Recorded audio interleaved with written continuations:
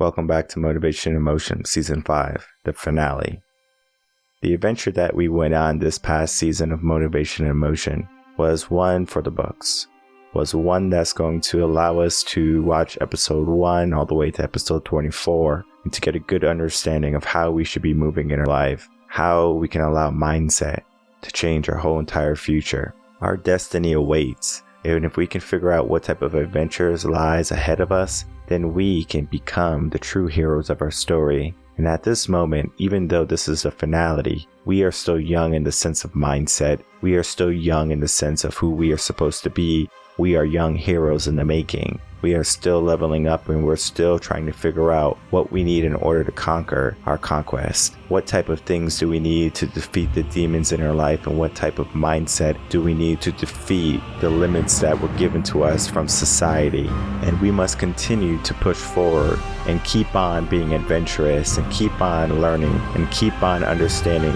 who we are as people, because we can continue to make growth a possibility. We can continue to create change in our life. And though there might be some difficulties along the way and moments where you feel like you're not good enough, I want you to look on the other side of that, and I want you to see that you are capable of so much more, that you're able to accomplish some great things in your life. There's going to be things that only you can do. There's going to be demons that only you can defeat, and you must defeat those demons, because if you're going to simply allow those demons to run rampant in your life, you're going to realize that you're always going to be locked down in your insecurities and your fear of failure. But you have to make sure that you give yourself a new power, a new strength, something to look forward to, something to rise up to. And what we did here in Motivation and Motion is we gave you that path of mindset to help you realize that you can do so much more. And if you feel that you're not good enough, then I want you to think again. I want you to understand that you have so much more to give than what you might appear to give or what you think the world has allotted for you.